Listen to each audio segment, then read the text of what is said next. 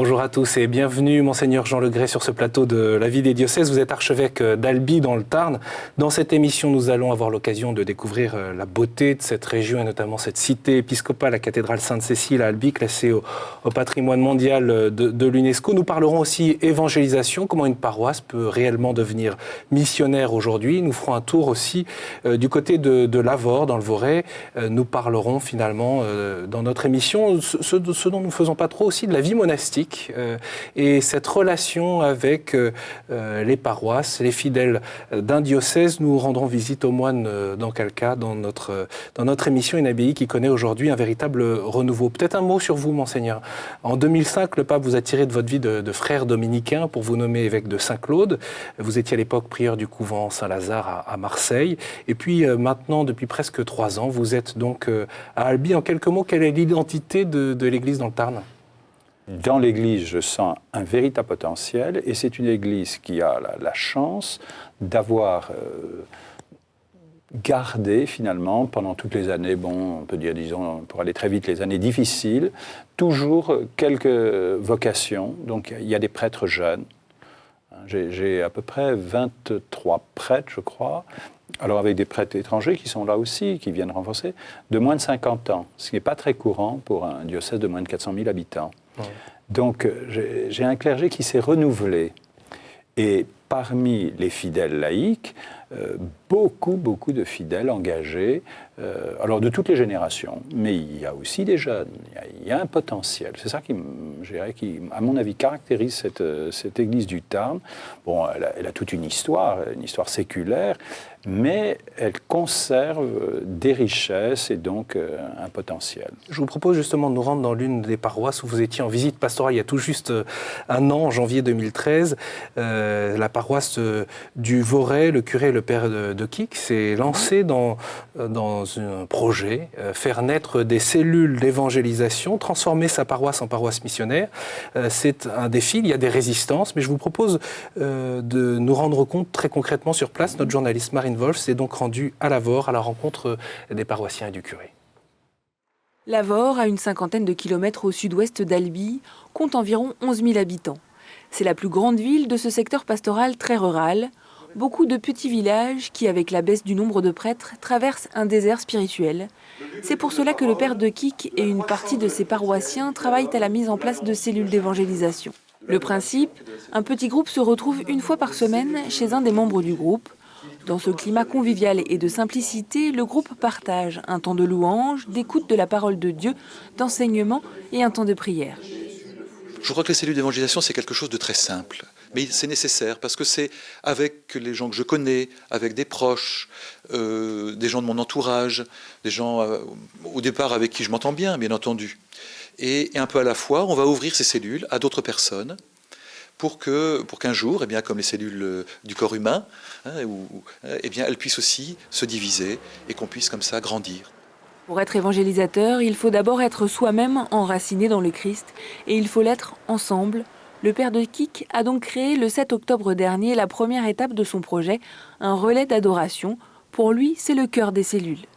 Il y a à peu près 50 heures à couvrir et pour ces 50 heures, on a 75 personnes qui ont accepté de s'engager une fois par semaine pour venir prier devant le sacrement. Nous te prions pour le renouveau pastoral de ton Église et de notre secteur paroissial. Renouvelle notre ferveur dans la prière. Pour moi, c'est le départ. Il faut qu'on ait des racines profondes dans l'amour du Christ. Alors ce relais, c'est le lieu où on essaie de poser des pierres solides. Parce que pour moi, le but, ce n'est pas le relais d'adoration. Ce n'est pas ça le but du projet pastoral. Le projet pastoral, c'est qu'on devienne évangélisateur. Je me disais, comment tu vas remplir cette heure ?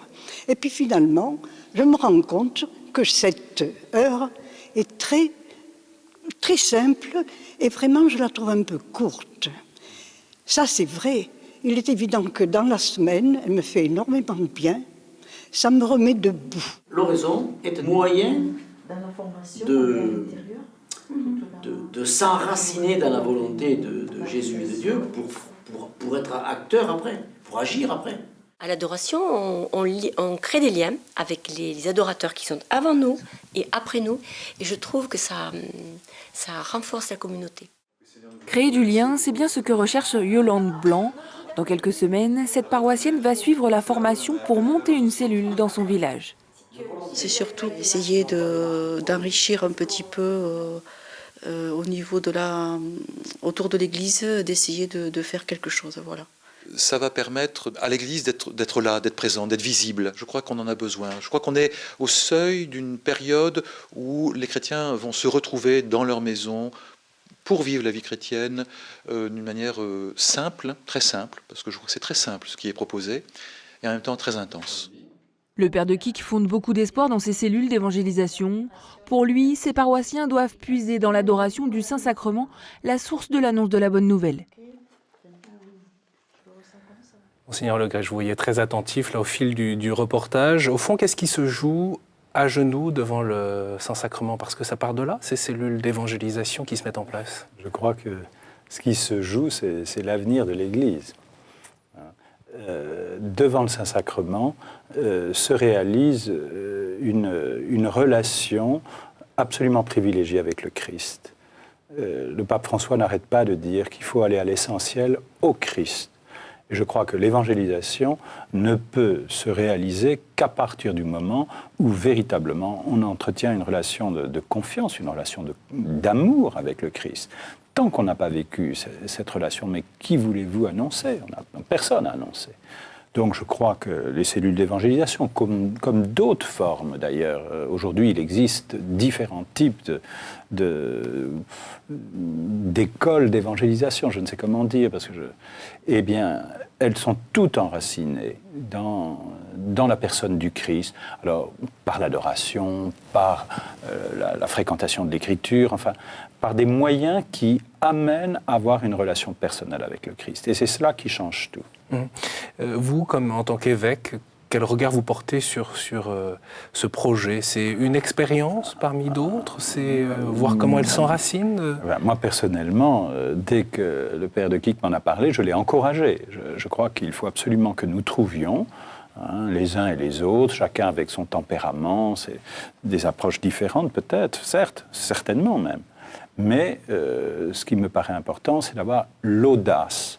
Aujourd'hui, il faut que nous soyons audacieux, il faut que nous soyons imaginatifs, et tout en étant extrêmement, je dirais, doux et bienveillants. Il ne s'agit pas d'imposer quoi que ce soit. Nous sommes chargés d'évangéliser, c'est-à-dire de proposer, d'annoncer une bonne nouvelle, et cette bonne nouvelle, c'est une personne. Nous sommes chargés de présenter au monde la personne de Jésus-Christ. Après, celui à qui nous le présentons, il est libre. La réalité, c'est quoi, au fond? Parce qu'il y a des chrétiens, il y a des baptisés dans le Tarn. Mais la réalité, c'est que beaucoup de chrétiens n'entretiennent pas une relation personnelle avec le Christ, d'où, je dirais, un certain affaiblissement, bien sûr, de ceux qui ont reçu la grâce du baptême pourtant, et parfois la confirmation. Et puis, c'est tous les autres. Aujourd'hui, je crois qu'il faut se rendre compte que les prêtres, en particulier, dans les paroisses, ils sont souvent extrêmement pris par les tâches, je dirais, classiques, habituelles, administratives, les tâches, les enterrements, etc., enfin un certain nombre de célébrations. Mais on ne peut pas se résoudre à cela, quand on sait qu'il n'y a pas moins de 10% de fidèles baptisés qui fréquentent nos églises. Il faut donc aller rejoindre les autres, des baptisés et un tas de non-baptisés. Et ça suppose cette audace dont je viens de parler, qui ne peut exister que si elle est enracinée dans un cœur à cœur avec le Christ. Après cette rencontre, il y a effectivement ce souci de partager la foi, de la vivre soi-même et de la partager, de la transmettre. L'une de vos préoccupations aujourd'hui, c'est les enfants et le catéchisme. Oui, au fond, c'est sûr que... Diminution très nette du nombre d'enfants catéchisés aujourd'hui. Oui, alors... Il y a certainement, malheureusement, un mouvement de baisse, mais en même temps, dans les paroisses. Mais ce que je vois depuis quelque temps, j'essaye de voir avec l'enseignement catholique comment faire pour donner les moyens aux enfants qui sont dans des écoles catholiques d'avoir une première annonce, enfin ce que demandent les évêques, la première annonce, la catéchèse pour la préparation au sacrement, et puis la culture chrétienne. Et je vois des progrès notables. Et je vois que des établissements où il n'y avait plus de catéchèse, la catéchèse est donnée à nouveau. Et le résultat, c'est que, alors il y avait quand même quelques enfants qui allaient à la catéchèse paroissiale, ne la trouvant pas dans l'école, mais ce n'est pas comparable. Aujourd'hui, dans un établissement, il y a 60% des enfants catéchisés, alors qu'il n'y en avait pas 10% qui allaient à la catéchèse paroissiale. Est-ce que c'est quoi votre appréhension ? Moins d'enfants catéchisés, qu'est-ce que cela signifie ? Ça signifie l'ignorance du Christ par un plus grand nombre. Je crois qu'il faut se rendre compte qu'aujourd'hui, finalement, au plan national, d'après certains chiffres que j'ai vus, il n'y a pas 10% d'enfants catéchisés depuis 1990 en France. Donc ça fait quand même 90% de gens qui ont 20, 25 ans, qui n'ont jamais entendu parler de Jésus-Christ dans le cadre d'une catéchèse. Alors peut-être par leur famille, mais c'est quand même un peu inquiétant. Enfin, moi, personnellement, je pense qu'il faut que nous réfléchissions et que nous trouvions les moyens de toucher la jeunesse, qui est l'avenir. Donc, par le biais de la catéchèse paroissiale, par le biais de la catéchèse dans les institutions, enfin dans nos établissements catholiques, qu'on réfléchisse avec les chefs d'établissement. Et puis, je pense aussi par les mouvements de jeunesse. Je pense que nous avons certainement des choses à retrouver. Je parlais avec un jeune prêtre récemment qui me disait qu'il envisageait des camps de montagne. Je lui dis, mais vous ne voulez pas faire un patronage ? Il dit, pourquoi pas? Mais moi, je l'encourage. Patronage à l'ancienne, enfin. À l'ancienne, à la nouvelle, j'en sais rien. Mais que par le loisir, ça prend du temps aujourd'hui dans notre culture. Eh bien, quand un prêtre est au contact de jeunes, d'enfants ou de jeunes, de longues heures, eh bien, c'est évident que bien des choses peuvent passer, peuvent être données. Les enfants sont plus disponibles pour écouter le prêtre lui parler de Jésus-Christ, leur parler de Jésus-Christ. Donc il y a certainement aujourd'hui, je pense, des choses à trouver dans ce sens-là. Poursuivons notre pérégrination dans votre diocèse jusqu'au pied de la Montagne Noire. L'abbaye bénédictine Saint-Benoît dans Galcat a été fondée avec l'abbaye Sainte-Scolastique de Dourgne en 1890. Les frères sont aujourd'hui une soixantaine. Il va y avoir 3 ordinations sacerdotales cette année que vous allez célébrer à la Pentecôte. Et les vocations ne manquent pas. Donc une communauté qui accueille, qui travaille bien sûr et qui partage aussi avec les pauvres. Je vous propose d'écouter le témoignage de l'une des fidèles qui vient régulièrement participer à la liturgie pour la messe, les offices, également de retrouver le père abbé de l'abbaye dans quel cas.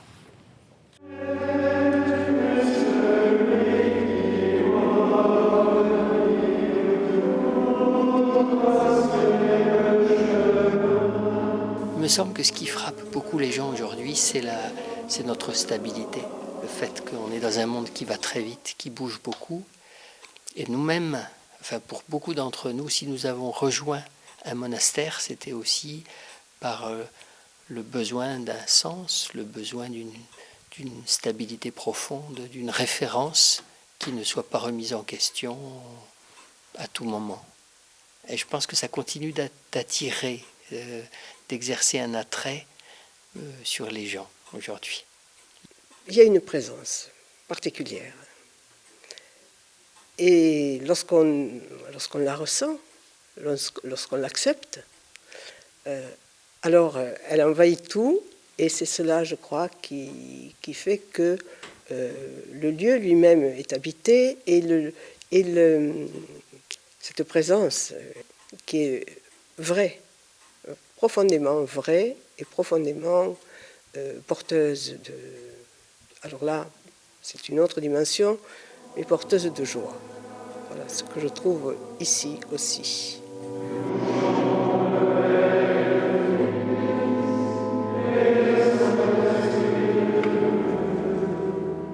Monseigneur, vous-même, vous êtes marqué par l'histoire et puis le témoignage de ces moines dans quel cas? Oui, bien sûr. C'est une abbaye que j'ai connue il y a plus de 30 ans. Et j'avoue que j'étais très heureux de la retrouver quand j'étais nommé. D'autant plus que je crois qu'on peut dire qu'Ancalca vit actuellement une période, j'allais dire, heureuse. Une soixantaine de moines de toutes les générations, des jeunes sont entrés, des jeunes entreront certainement. Et le monastère a véritablement un rayonnement dans le diocèse et bien au-delà du diocèse. Et je crois que c'est une grande grâce en tout cas pour le diocèse d'abord. Mais le rayonnement va bien au-delà.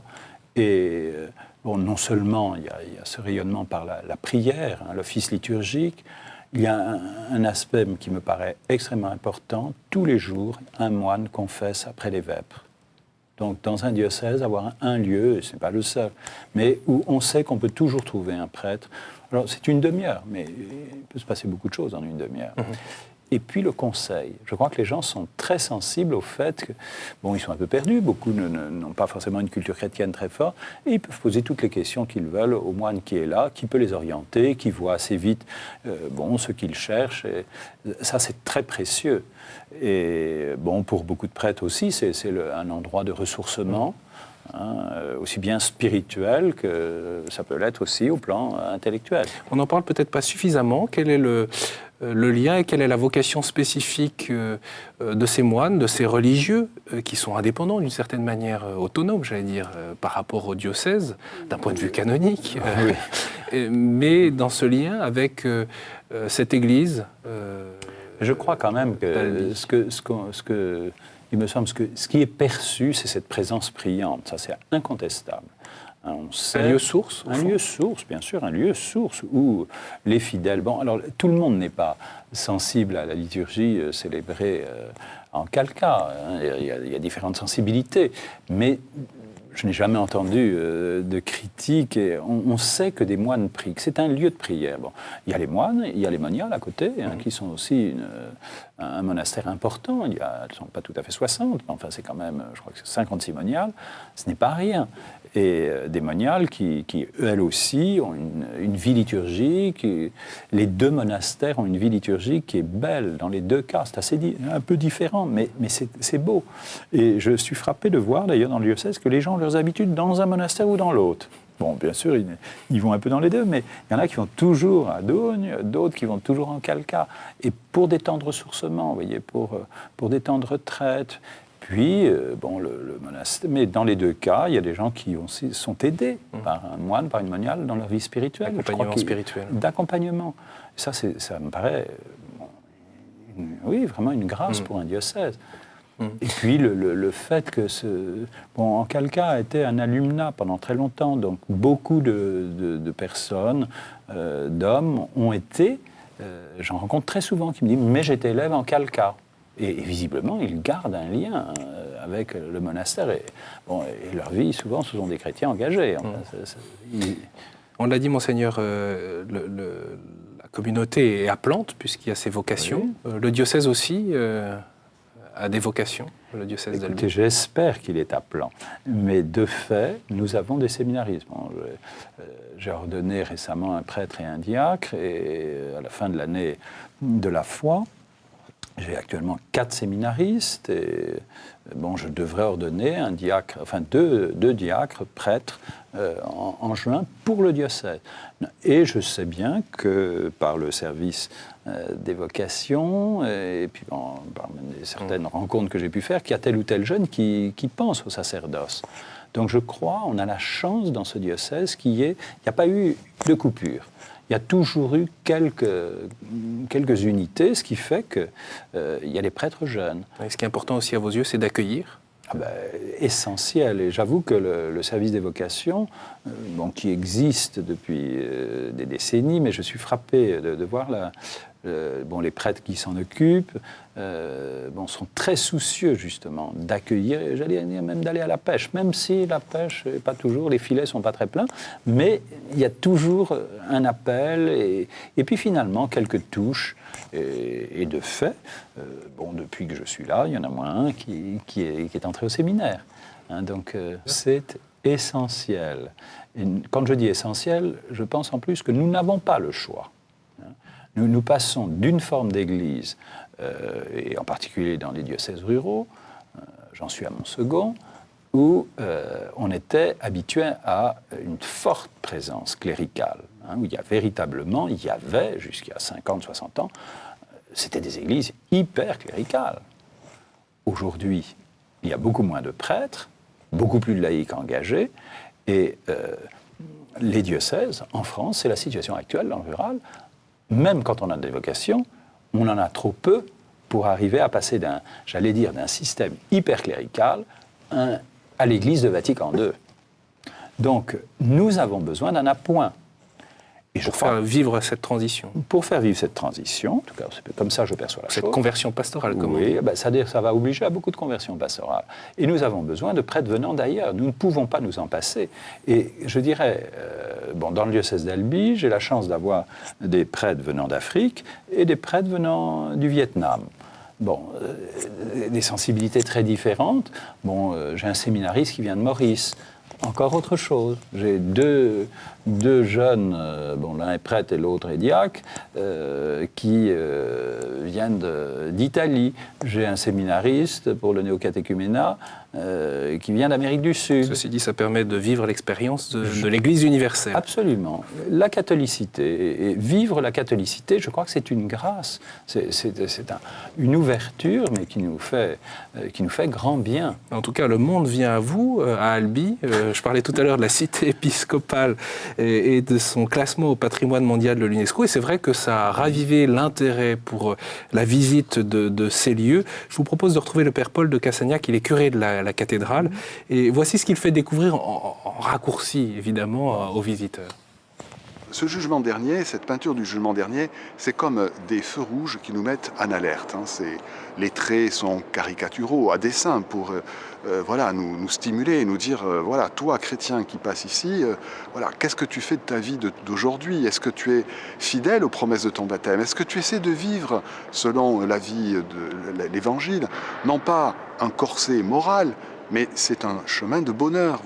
Faire le bien grandit, accomplit une humanité. Ce lieu était vraiment extraordinaire. C'est un livre de la foi ouvert.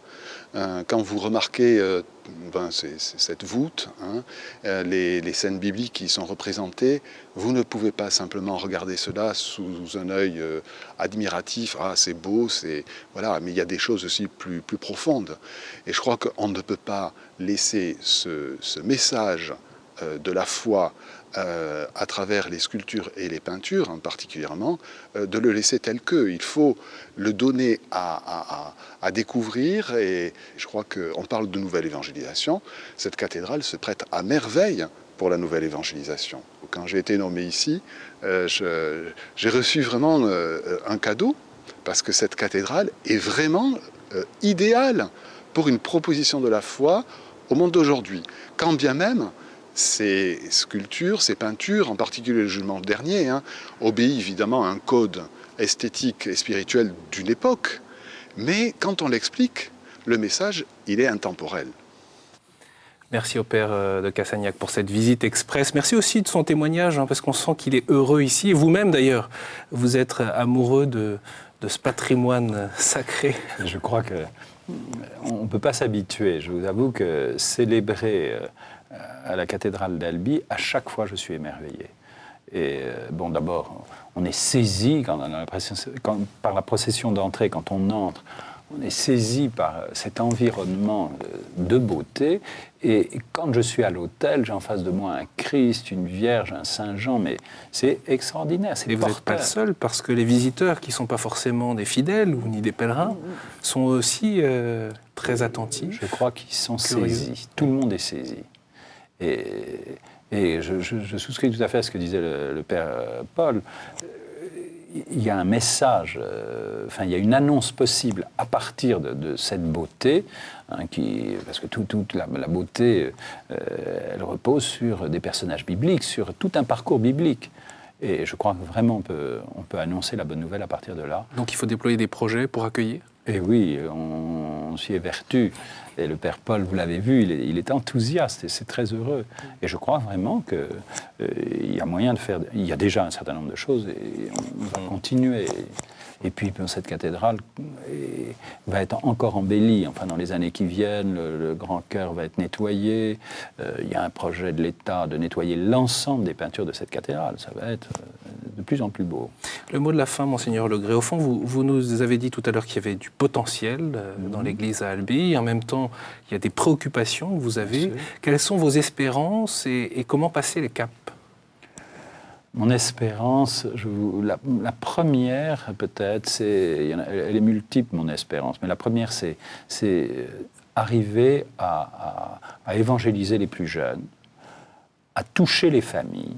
Je crois que, bon, il y a un certain nombre comme partout en France, de familles jeunes et qui veulent vraiment la vie chrétienne. Et là, je crois qu'il faut vraiment que nous les aidions. Parce que nous sommes dans un monde difficile pour des ménages jeunes qui veulent vivre leur mariage, d'une part, de manière chrétienne, vivre l'éducation de leurs enfants. Donc je crois que là, il y a un aspect très important. Et puis, bon, évidemment, il y a tout ce qui touche ceux qui sont loin de l'Église. Et je pense qu'un des moyens, et l'Église fait beaucoup, c'est les pauvres. Être au service des pauvres, le Secours catholique, enfin toutes les... Et là, je pense que si le pape François nous y encourage beaucoup, et il me semble même avoir saisi que pour lui, une des caractéristiques de la nouvelle évangélisation, c'est d'être au contact des pauvres. Et les pauvres, ce n'est pas seulement les pauvres matériellement, c'est aussi ceux qui sont sans foi, sans loi, sans repère. Et je crois que là, bon, il y aura certainement dans les années à venir à sensibiliser les fidèles à la vie avec les pauvres, de telle sorte qu'on puisse à la fois se laisser évangéliser par eux, c'est le Christ, le pauvre c'est le Christ, mais aussi que nous puissions, dans un certain nombre de cas, eh bien, leur révéler le Christ. Merci beaucoup, Monseigneur Legré, d'avoir accepté de partager votre espérance, vos espérances, mais aussi ce regard sur votre diocèse. Je renvoie au site internet, bien sûr, de votre diocèse pour ceux qui veulent en savoir plus. Bien sûr, vous pouvez vous rendre dans cette cité épiscopale et découvrir vous-même cette cathédrale Sainte-Cécile d'Albi. Vous pouvez retrouver cette émission sur le site de Catéo. Réagir, poser vos questions, la partager sur les réseaux sociaux. Merci beaucoup pour votre fidélité et à très bientôt.